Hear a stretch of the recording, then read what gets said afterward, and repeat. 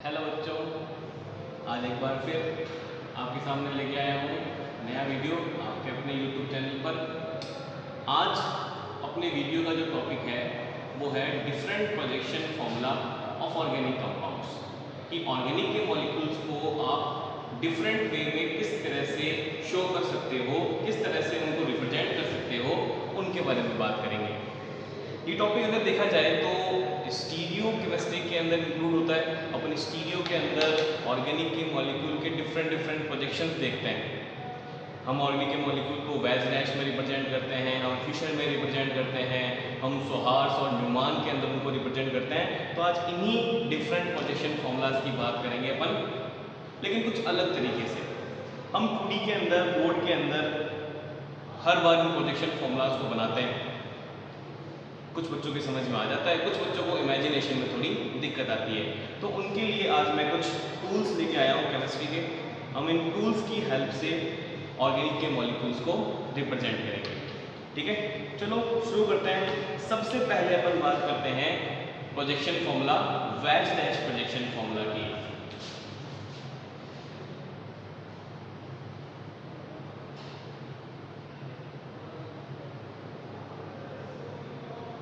देखो, veg dash के अंदर जब भी किसी इथेन कार्बन को रिप्रेजेंट किया जाता है तो उसे इस तरह से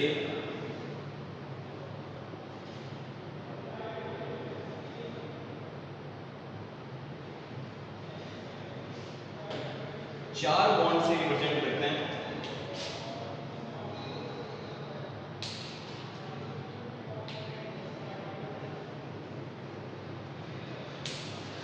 सही है, जिसमें से ये दो जो डार्क लाइन मैंने ड्रॉ किए, ये लाइनें होती है आपके प्लेन ऑफ द पेपर के ऊपर, यानी जिस प्लेन के ऊपर आप मॉलिक्यूल को ड्रॉ कर रहे हो, ये दो बॉन्ड्स कहां होंगे? प्लेन ऑफ द पेपर के अंदर होंगे। ये जो ब्लू लाइन से मैंने स्ट्रक्चर बनाई है इसे बोला जाता है वेज, और जो रेड लाइन से बनाई है इसे बोला जाता है डैश। ये वेज और डैश दोनों ही प्लेन से बाहर होते हैं। सीधी सी बात है, हमारे पास 2D प्लेन होगा, 2D प्लेन के अंदर हम दो ही डायरेक्शन बता पाएंगे, तो दोनों डायरेक्शन के अंदर ये दो बॉन्ड्स रहेंगे प्लेन ऑफ द पेपर के अंदर। तो बचे हुए ये दोनों प्लेन कहां जाएंगे? प्लेन से बाहर जाएंगे। प्लेन से बाहर में जो वेट होता है ये होता है आपके टुवर्ड्स द व्यूअर, यानी देखने वाले की तरफ, और जो डैश होता है वो होता है अपोजिट टू द व्यूअर, यानी देखने वाले के अपोजिट डायरेक्शन में। उसको कुछ आप इस तरह से समझ सकते हो कि टेट्राहाइड्रल कार्बन की स्ट्रक्चर कुछ इस तरह से होती है, इसके दो बॉन्ड प्लेन में होते हैं और दो प्लेन से बाहर। तो जो प्लेन में है, इस बार मैं घुमा लेता हूं मॉलिक्यूल को, जो प्लेन में है ये आपके ये दो बॉन्ड्स जो आपके प्लेन के अंदर प्रेजेंट है, और जो दो प्लेन से बाहर है वो इस तरह से, जो देखने वाले की तरफ है वो वेज, और जो देखने वाले से अपोजिट है वो आपके डैश को रिप्रेजेंट करता है। इसे मैं कुछ इस तरह से टूल से समझा सकता हूं। माना ये कोई टेट्राहाइड्रल कार्बन की स्ट्रक्चर है, ये आपके पास एक टेट्राहाइड्रल कार्बन है, ठीक है। अब इसके दो बॉन्ड किस तरह से है? ये दो बॉन्ड इस तरह से है। ये आपके वेज डैश का इमेजिनेशन। कैसे? ये जो दो व्हाइट वॉल्स है इसके ये जो बॉन्ड्स हैं, मान लो ये प्लेन के अंदर है, ये वो बॉन्ड्स हैं जो कि मैंने यहां पर ड्रॉ कर रखे हैं प्लेन ऑफ द पेपर के अंदर। तो देखो दो बॉन्ड्स कहां चले गए प्लेन से बाहर, एक ब्लू बॉल वाला एक रेड बॉल वाला। एक प्लेन से बाहर टुवर्ड्स द व्यूअर है और एक प्लेन से बाहर अपोजिट टू द व्यूअर है। इसको आप इस तरह से भी घुमा के देख सकते हो। तो ये जो दो व्हाइट बॉल्स हैं ये बॉन्ड इस तरह से प्लेन में, और ये दो प्लेन से बाहर। जो देखने वाले की तरफ है ब्लू बॉल ये आपके वेज, और जो देखने वाले से अपोजिट है ये रेड बॉल किसको रिप्रेजेंट कर रही है? आपके डैश को रिप्रेजेंट कर रही है। तो एक्चुअल में ये है इसकी रियल इमेजिनेशन, जहां ये दो बॉन्ड प्लेन में है व्हाइट वाले, और ये दो प्लेन से बाहर, इसमें से ब्लू वाला आपके वेज और और रेड वाला आपके किसको रिप्रेजेंट कर रहा है, डैश को रिप्रेजेंट कर रहा है। आई बात समझ में? ये होता है आपके वेज डैश का रियल इमेजिनेशन, किस तरह से वेज डैश बनाया जाता है। आई बात समझ में? अब वेज डैश के बाद मैं बात करता हूं फिशर प्रोजेक्शन फॉर्मूला।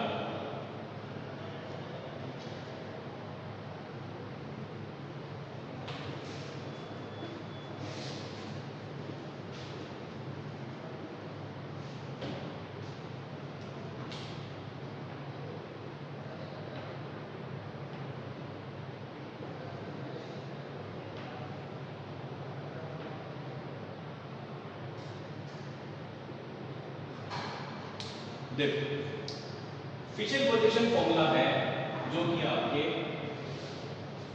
दो लाइन से ड्रॉ किया जाता है, सही है, जिसमें से ये लाइन आपके हॉरिजॉन्टल लाइन कहलाती है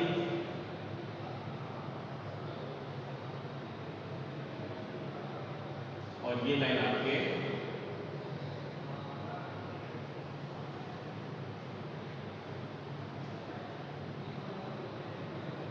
वर्टिकल लाइन के नाम से जानी जाती है।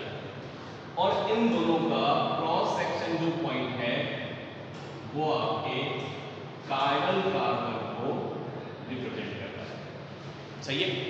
ये इसका 2D व्यू। अब कायरल कार्बन एक से ज्यादा हो तो फिशर का तरीका भी बदल जाएगा, तो फिशर आपके इस तरह से रिप्रेजेंट होगा। कायरल कार्बन 3 हो तो इस तरह से आगे अपन फिशर को और बढ़ा सकते हैं, सही है। अब एक्चुअल में होता क्या है, फिशर प्रोजेक्शन फॉर्मूला जो होता है वो एक तरह का इक्लिप्स फॉर्म मानी जाती है मॉलिक्यूल्स की। कौन सी फॉर्म मानी जाती है? Eclipse form. कैसे? मान लो ये कोई मेरा फिशर प्रोजेक्शन फॉर्मूला है, सही है, तो इसके अंदर ये जो A है ये F के जस्ट पीछे होता है, जो C है वो E के जस्ट पीछे होता है, जो B है वो D के जस्ट पीछे होता है। यानी कि एक तरह से इक्लिप्स फॉर्म मानी गई है जब अपन इसको ऊपर से देखते हैं या फिर साइड से देखते हैं। साइड से देखते हैं तो B C के जस्ट पीछे दिखाई देता है, D E के जस्ट पीछे दिखाई देता है, ऊपर से दिखाई देते हैं तो A F के जस्ट पीछे दिखाई देता है, C E के नीचे दिखाई देता है और B D के नीचे दिखाई देता है। यानी कि कुछ इस तरह की आपको यहाँ पर स्ट्रक्चर्स मिलती है, इस तरह से आप मान सकते हो इसको। मान लो ये जो बॉन्ड है B और C ये इस तरह से है, एक तरफ A B लगा हुआ है, एक तरफ आपके C लगा हुआ है, तो साइड से देखने वाले को B के जस्ट पीछे क्या दिखाई देगा? C दिखाई देगा। और जो A और F की बात है वो इस तरह से मान लो, A के जस्ट पीछे क्या दिखाई देगा? F दिखाई देगा। इसे आप टॉयज के साथ कुछ इस तरह से इमेजिन कर सकते हो। ये होती है एक्चुअल में आपका फिशर प्रोजेक्शन। ये है आपके पास फिशर की स्ट्रक्चर, सही है, जिसमें से ये जो दो बॉल्स हैं, ये वाली आगे की तरफ जो आपको दिखाई दे रही है, ये एक्चुअल में ये A और F है, जिसको मैंने इस तरह से प्लेन में ड्रॉ कर रखा है। ये आपका ऊपर वाला A, नीचे वाला F, सही है। और ये आपके B और C है और ये आपके D और E को रिप्रेजेंट कर रहा है, सही है। तो ये है एक्चुअल में इसकी स्ट्रक्चर। तो देखो, अगर आप इसको थोड़ा सा ऊपर से देखोगे तो आपको इस बॉन्ड के जस्ट नीचे ये बॉन्ड दिखाई देगा, यानी इस एटम के जस्ट नीचे ये एटम दिखाई देगा। अगर ये F है तो इसके जस्ट नीचे क्या आ जाएगा, सॉरी ये A है तो इसके जस्ट नीचे क्या आ जाएगा? F आ जाएगा जब आप इसको ऊपर से देखोगे। थोड़ा सा मैं इसको घुमा देता हूँ, अब देख लो, इसके जस्ट पीछे क्या दिखाई दे रहा है? ये। इसके जस्ट पीछे क्या दिखाई दे रहा है? ये। इसके जस्ट पीछे क्या दिखाई दे रहा है? ये इस तरह से स्ट्रक्चर हो गई। तो इसको जैसे ही मैंने ऐसे घुमाया, ये आपका फिशर फॉर्मेट बन गया, सही है। तो ऊपर से देखने पर इस बॉन्ड के पीछे यानी इस एटम के पीछे ये एटम दिखाई दे रहा है, इस एटम के पीछे ये एटम दिखाई दे रहा है और इस एटम के पीछे आपको ये एटम दिखाई देगा जब आप इसको ऊपर से देखोगे। और साइड से देखने पर इस एटम के पीछे ये एटम और इस एटम के पीछे ये एटम आपको दिखाई देगा। ये है आपके पास फिशर की स्ट्रक्चर। सही है, ये इस तरह से मैंने फिशर को यहां पर बना रखा है। ये आपका ए, ये एफ, ये सी, ये बी, ये डी और ये आपके ई को रिप्रेजेंट करना है। ये इस तरह से अपन ने फिशर फॉर्मेट बना रखा है। सही है, तो ये है आपके फिशर की। तो चूंकि फिशर एक तरह का इक्लिप्स फॉर्म होता है, इसलिए अपन बोलते हैं कि यहां पर सेंटर ऑफ सिमेट्री हमेशा क्या होती है, एब्सेंट होती है। सेंटर ऑफ सिमेट्री यहां पर क्या बताई जाती है, एब्सेंट बताई जाती है, क्योंकि अगर आप इसको सेंटर मानोगे इस बॉन्ड के बीच में, तो ऊपर जाने पर कार्बन, नीचे जाने पर कार्बन, ऊपर में आगे जाने पर कोई स्पीशीज मिल रही है तो यहाँ पर पीछे जाने पे वो स्पीशीज मिलनी चाहिए थी, जबकि यहाँ पे तो बॉन्ड कैसे हैं, दोनों ही बॉन्ड सामने, यहाँ पे भी आगे जा रहे हो, यहाँ पे भी आगे जा रहे हो, तो आपको कहाँ जाना पड़ेगा, पीछे जाना पड़ेगा, तब वो सेंटर ऑफ सिमेट्री की कंडीशन होगी, जो कि यहाँ पर पॉसिबल नहीं है। यहाँ भी आगे जाओगे, नीचे भी आगे जाओगे, तो फिर सेंटर ऑफ सिमेट्री की कंडीशन फुलफिल नहीं हो पाएगी। इसलिए अपन बोलते हैं कि फिशर के अंदर कभी भी सेंटर ऑफ सिमेट्री अप्लाई नहीं की जाती।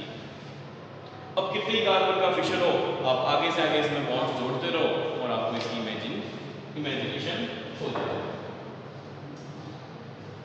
अब मैं बात करता हूं इसमें आगे न्यूमान प्रोजेक्शन फॉर्मूला। न्यूमान और सोहार्स में साथ में बदलता हूं क्योंकि दोनों एक ही तरह की बात है। न्यूमान प्रोजेक्शन फॉर्मूला और ये आपके सोहार्स प्रोजेक्शन फॉर्मूला। देखो न्यूमान जो होता है वो मॉलिक्यूल का फ्रंट व्यू होता है और सोहार्स जो होता है वो मॉलिक्यूल का साइड व्यू होता है। कैसे? जैसे अगर आप किसी मॉलिक्यूल को सामने से देखोगे, टेट्राहेड्रल कार्बन वाले को, तो आपको कुछ इस तरह से दिखाई देगा।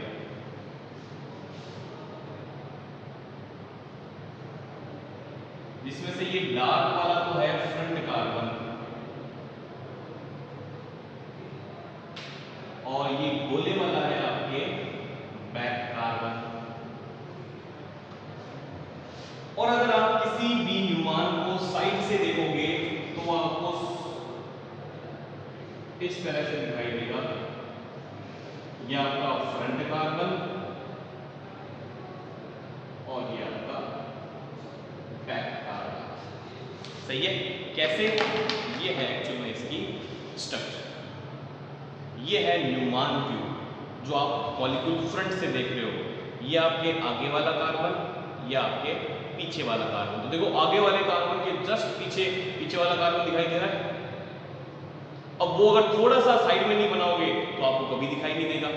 ये है आगे ऊपर वाली हाइड्रोजन, आगे वाले कार्बन के जो ऊपर हाइड्रोजन लगी हुई है, ये हाइड्रोजन, और इसके जस्ट पीछे एक हाइड्रोजन है। तो एक ये ऊपर हाइड्रोजन, एक इसके जस्ट पीछे हाइड्रोजन। थोड़ी सी साइड में नहीं बनाओगे तब तक पता कैसे चलेगा कि पीछे हाइड्रोजन है। अगर मैं इस तरह से दिखाऊं तो आपको एक हाइड्रोजन के जस्ट पीछे दूसरी हाइड्रोजन आ गई, यानी दूसरी हाइड्रोजन आपको दिखाई नहीं दे रही। इसलिए थोड़ा सा बॉन्ड साइड में बनाते हैं ताकि आपको पीछे वाली हाइड्रोजन भी दिखाई दे, लेकिन एक्चुअल में इस हाइड्रोजन के जस्ट पीछे ये हाइड्रोजन होती है। इसलिए अपन इसको क्या बोलते हो, इक्लिप्स फॉर्म बोलते हो। कौन सी फॉर्म बोलते हो? इक्लिप्स फॉर्म बोलते हो मॉलिक्यूल्स की। इस बॉन्ड के जस्ट पीछे ये बॉन्ड, इस बॉन्ड के जस्ट पीछे ये बॉन्ड। तो ये आपके न्यूमान की कौन सी फॉर्म हो गई? ये हो गई आपके न्यूमान की इक्लिप्स फॉर्म। और सेम अगर यही इक्लिप्स फॉर्म आपको सोहार्स में देखना है तो आप कुछ इस तरह से देख सकते हो। ये न्यूमान व्यू, न्यूमान को साइड से देखो तो ये इस तरह से दिखाई देगा। अब ये आपको क्या दिखाई दे रहा है? सोहार्स नहीं दिखाई दे रहा क्या? ये न्यूमान सामने से देखने पर और थोड़ा सा साइड से देखने पर ये आपको कैसा दिखाई दे रहा है? सोहार्स दिखाई दे रहा है। तो इस कार्बन के जस्ट पीछे ये कार्बन, इस हाइड्रोजन के जस्ट पीछे ये हाइड्रोजन, इस हाइड्रोजन के जस्ट पीछे ये, और सेम उसी तरह से इस हाइड्रोजन के जस्ट पीछे ये वाली हाइड्रोजन आपको दिखाई देगी। चाहे ऐसे देखो और चाहे ऐसे देखो। साइड व्यू किसको रिप्रेजेंट करता है? आपके सोहार्स को रिप्रेजेंट करता है। तो ये सोहार्स की कौन सी फॉर्म बना रखी है आपने? इक्लिप्स फॉर्म यहाँ पर आपने जहाज की बना रखी है। आई बात समझ में? तो इस तरह से अपन इन चारों प्रोजेक्शन फॉर्मूला को 3D के अंदर इमेजिन करते हैं। अब अगर मैं इनके स्टैगर्ड फॉर्म की बात करूं तो मैं क्या करता हूं कि एक कार्बन को स्टेबल रख के दूसरे को 60 डिग्री से घुमा देता हूं। आगे वाले को स्टेबल रख दिया और पीछे वाले को 60 डिग्री से घुमा दिया। तो आपको इस तरह से दिखाई देगा। और सेम सौहार्द में भी अगर आगे वाले को सेम रखकर पीछे वाले को 60 डिग्री से घुमाएं तो ये इस तरह से रिप्रेजेंट करेगा। ये इसकी कौन सी फॉर्म होगी? स्टैगर्ड फॉर्म होगी। ये भी स्टैगर्ड और ये भी न्यूमैन का स्टैगर्ड। अब इसको किससे इमेजिन करोगे? इसको आप इस तरह से इमेजिन कर सकते हो। मैंने क्या किया, आगे वाले को तो वैसे ही रखा और पीछे वाले की पोजीशन चेंज कर दी। सही है। अब जैसे पीछे वाले की पोजीशन चेंज की, देखो इन दोनों के बीच में ये बॉन्ड आ रहा है, इन दोनों के बीच में ये बॉन्ड आ रहा है और इन दोनों के बीच में ये कुछ इस तरह से,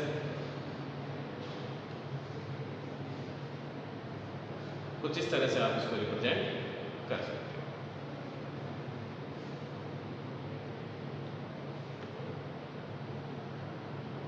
आगे वाले कार्बन को मैंने सेम रखा, पीछे वाले कार्बन को घुमा दिया, घुमाते ही आपको इस तरह से स्ट्रक्चर मिल जाती है।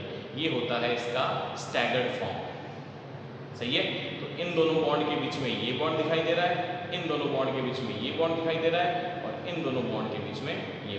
थोड़ा सा साइड में देखोगे तो ये आपको इस तरह से दिखाई देगा। सही है। ये दोनों बॉन्ड, इसके बीच में ये है, इन दोनों के बीच में ये और इन दोनों के बीच में ये बॉन्ड दिखाई देगा।